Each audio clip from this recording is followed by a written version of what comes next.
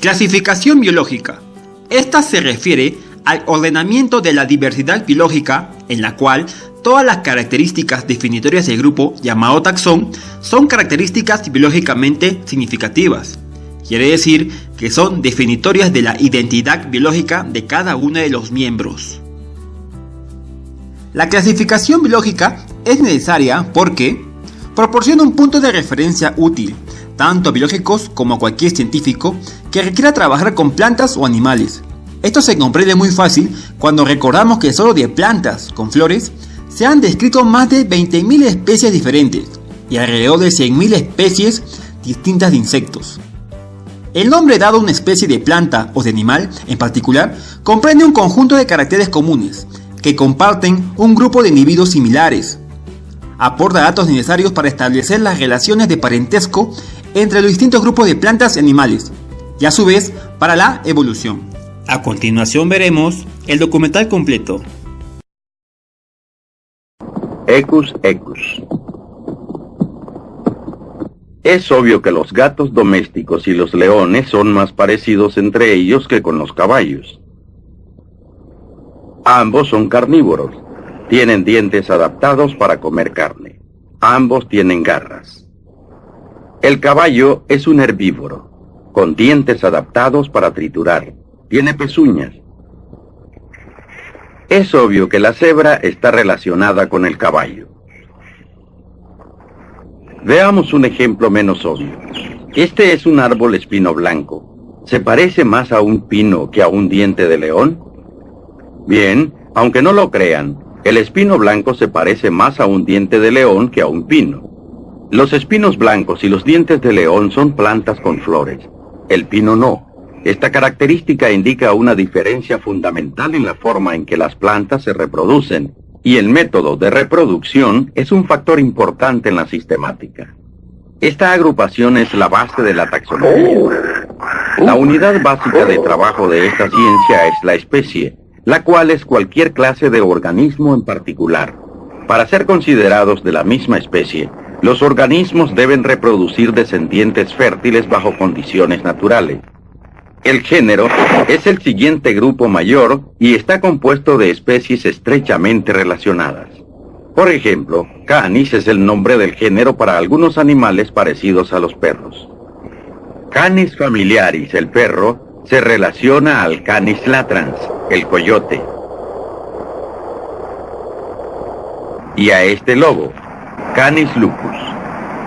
La parte género en el nombre permanece igual, mientras que la segunda parte cambia. Las dos partes juntas dan el nombre a las especies. Agrupamos organismos basándonos en similitudes. No obstante, hay una jerarquía de similitudes. Los perros y los lobos son más parecidos que los perros y los gatos. Sin embargo, los perros y los gatos se parecen más que los perros y los escarabajos. Y los perros y los escarabajos se parecen más que los perros y los hongos. Así que los agrupamos en jerarquía de similitudes. 7 niveles mayores han sido creados. El nivel básico es la especie.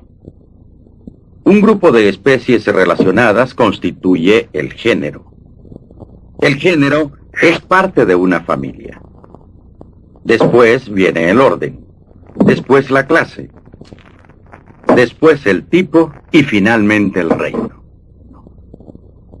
El reino es el grupo más grande.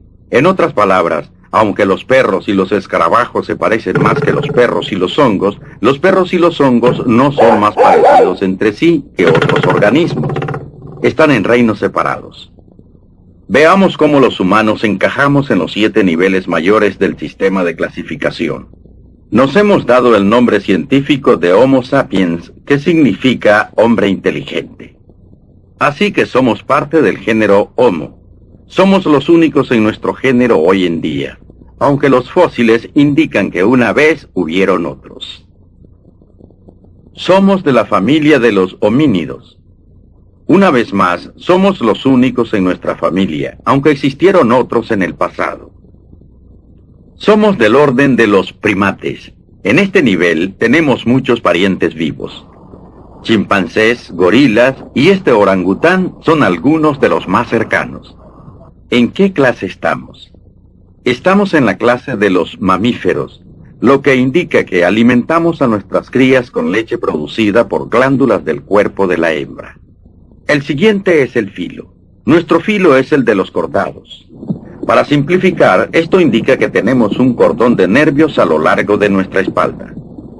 Se dan cuenta de que tenemos más y más parientes mientras avanzamos en nuestro sistema de clasificación, pero tenemos menos y menos en común con otros organismos. Finalmente, nuestro reino. Somos del reino animal. Así es como los humanos cabemos en el esquema que hemos creado. Al menos es una forma de verlo hoy en día. Pero la sistemática es una ciencia controversial que constantemente cambia, y en ningún lado hay más controversia que en el nivel básico de clasificación de especies. Esta es una gaviota comearenquis.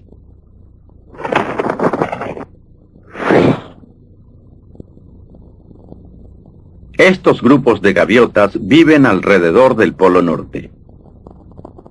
Una clase vive aquí. Pueden aparearse con gaviotas que viven en esta área y producir descendientes. Este grupo puede cruzarse con otra clase que vive aquí. El tercer grupo puede exitosamente aparearse con otra población que vive aquí. Y el cuarto grupo puede cruzarse con la quinta clase que vive aquí. Hasta ahora, todas las gaviotas pueden aparearse exitosamente con sus vecinas y reproducir descendientes fértiles. Todas parecen ser de la misma especie. Pero la quinta clase no puede aparearse con la primera clase. Parece que el primer grupo y el quinto grupo son especies diferentes. Pero ¿en dónde termina una especie y en dónde comienza la otra? De acuerdo a Linneo y otros naturalistas de su época, la especie es una entidad fija, incambiable. Una especie es una especie. Siempre fue esa especie y siempre será esa especie. No sabían acerca de los problemas taxonómicos, como el de la gaviota comearenquis. Y entonces, como 100 años después de la publicación de la 10ª edición de Systema Naturae, este hombre llegó, el naturalista Charles Darwin, y alteró el curso de la ciencia. Darwin creía que las especies cambiaban con el tiempo, evolucionaban. No fue el primero con esta idea, pero fue el primero en presentar un mecanismo para la evolución que tenía sentido y que con el tiempo fue generalmente aceptada por la comunidad científica. Aquí tenemos un fósil de los restos de un animal extraño, al que se le ha dado el nombre de Archaeopteryx. El fósil nos muestra que el animal tenía plumas y alas, parecía una ave. Pero el fósil tenía otras características.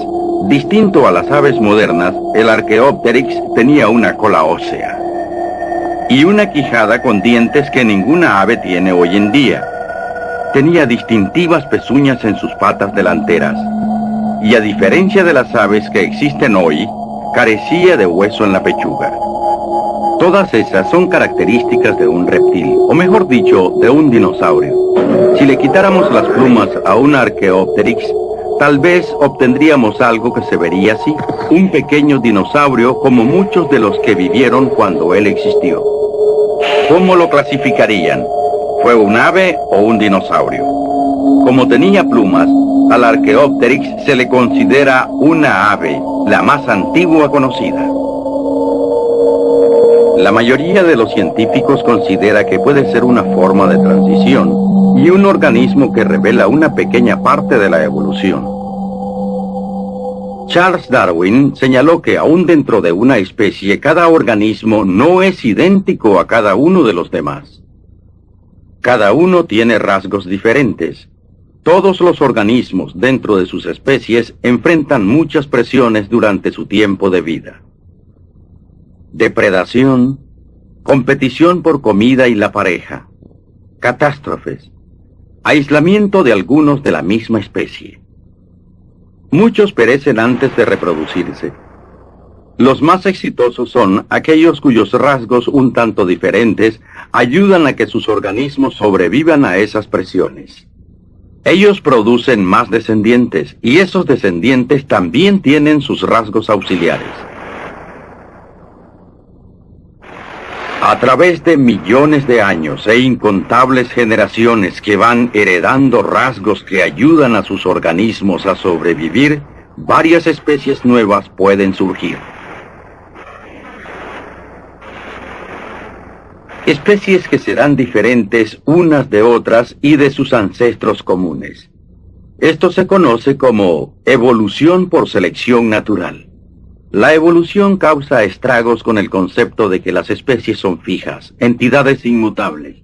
La confusión taxonómica no se limita al nivel de las especies, existe hasta el nivel de clasificación más alto, el reino. En los días de Linneo, los naturalistas creían que habían dos reinos, plantas y animales. Aún hoy no se han puesto de acuerdo. Algunos científicos dicen que la vida puede ser dividida en 3 reinos. Otros han propuesto que hay como 13. Un amplio punto de vista que ha sido aceptado nos dice que hay 5 reinos. Estos son el animal, el cual compartimos los humanos con cientos de miles de animales. El reino vegetal, las plantas. El reino fungi, hongo, con champiñones, levaduras y setas. Los otros 2 reinos son el monera, el cual incluye la bacteria, y el protista, que incluye muchos organismos unicelulares. La mayoría de los organismos en estos reinos son visibles solo por medio de un microscopio. Estas preguntas de clasificación biológica tal vez nunca serán resueltas.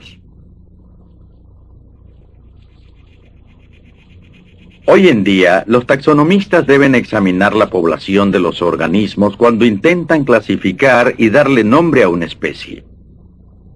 A pesar de que hay grandes colecciones de especímenes, aún se organizan viajes para recolectar, siendo esto una parte importante en el trabajo de los taxonomistas modernos.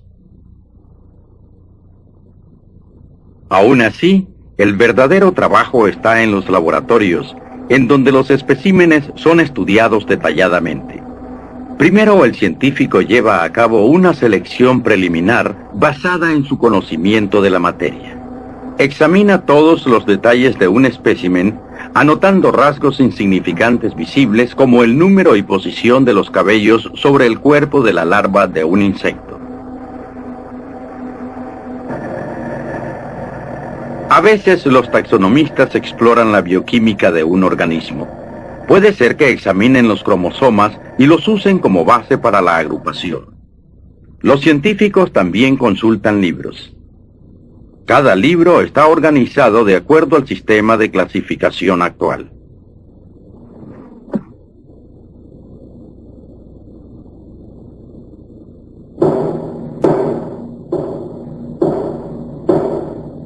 También pueden investigar en la colección de insectos que tengan en su laboratorio. La colección debe estar ordenada de acuerdo al sistema de clasificación. ¿Se imaginan tratar de trabajar con estos especímenes si no estuvieran ordenados sistemáticamente? Se cree que existen 700.000 especies de insectos, formando solo una parte del reino animal.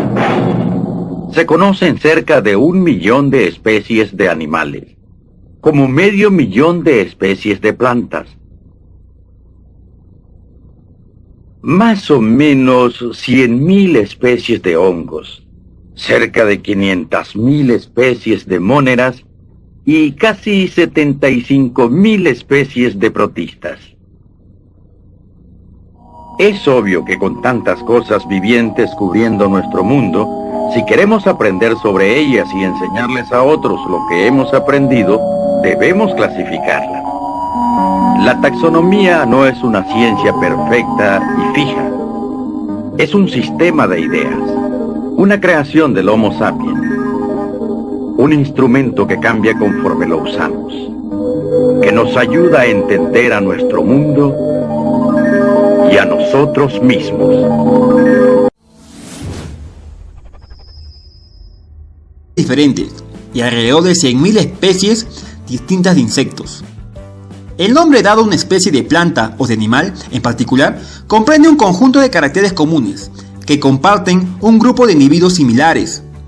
Aporta datos necesarios para establecer las relaciones de parentesco entre los distintos grupos de plantas y animales, y a su vez para la evolución. A continuación veremos el documental completo. Equus equus. Es obvio que los gatos domésticos y los leones son más parecidos entre ellos que con los caballos. Ambos son carnívoros. Tienen dientes adaptados para comer carne. Ambos tienen garras. El caballo es un herbívoro, con dientes adaptados para triturar. Tiene pezuñas. Es obvio que la cebra está relacionada con el caballo. Veamos un ejemplo menos obvio. Este es...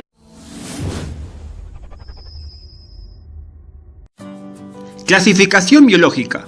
Esta se refiere al ordenamiento de la diversidad biológica en la cual todas las características definitorias del grupo llamado taxón son características biológicamente significativas.